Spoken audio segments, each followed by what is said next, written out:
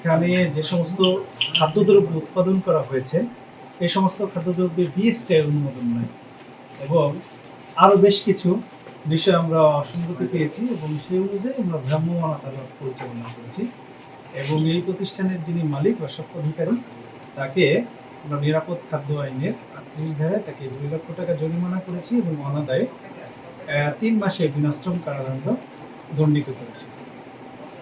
আপনারা জানেন জেলা প্রশাসন, পুলিশ বাহিনী, আমাদের র্যাব বাহিনী সবাই আমরা সচেষ্ট আছি।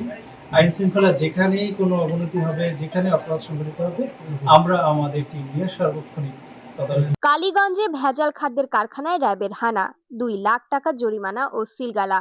গাজীপুরের কালীগঞ্জে অস্বাস্থ্যকর পরিবেশে শিশু খাদ্য তৈরি ও নামিদামি ব্র্যান্ডের পণ্য নকল করার দায়ে একটি এগ্রো ফুড কোম্পানি সিলগালা করে দিয়েছে প্রশাসন।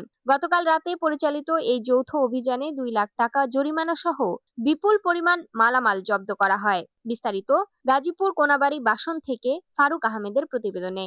গাজীপুরের কালীগঞ্জ উপজেলার বক্তারপুর ইউনিয়নের বেরুয়া এলাকায় সাধারণ মানুষের চোখের আড়ালে Abdullah agro food product company নামের এই কারখানায় চলছিল নিষিদ্ধ ও ভেজাল পণ্যের রমরমা কারবার। গোপন সংবাদের ভিত্তিতে রোববার রাতে র্যাব, ভোক্তা অধিকার সংরক্ষণ অধিদপ্তর এবং বিএসটিআই এর সমন্বয়ে গঠিত একটি ভ্রাম্যমাণ আদালত সেখানে হানা দেয়। অভিযানে বেরিয়ে আসে গা শিউরে ওঠার মতো সব তথ্য।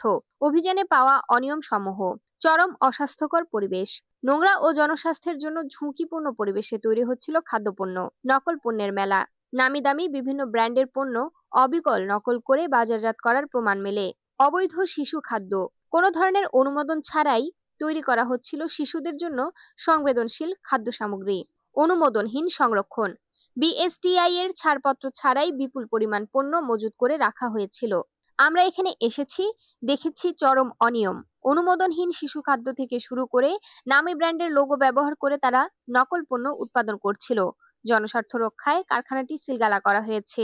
বিভিন্ন অপরাধে প্রতিষ্ঠানটিকে নগদ ২ লাখ টাকা জরিমানা করেন ভ্রাম্যমাণ আদালত। একই সাথে কারখানার সমস্ত মালামাল জব্দ করে পরবর্তী নির্দেশ না দেওয়া পর্যন্ত কারখানাটি সম্পূর্ণ সিলগালা করে দেওয়া হয়। এই অভিযানের খবর ছড়িয়ে পড়লে এলাকায় চাঞ্চল্যের সৃষ্টি হয়। স্থানীয়রা প্রশাসনের এই পদক্ষেপকে সাধুবাদ জানিয়েছেন। কর্মকর্তারা হুঁশিয়ারি দিয়েছেন, নিরাপদ খাদ্য নিশ্চিতে অসাধু ব্যবসায়ীদের বিরুদ্ধে এমন কঠোর অভিযান ভবিষ্যতেও অব্যাহত থাকবে।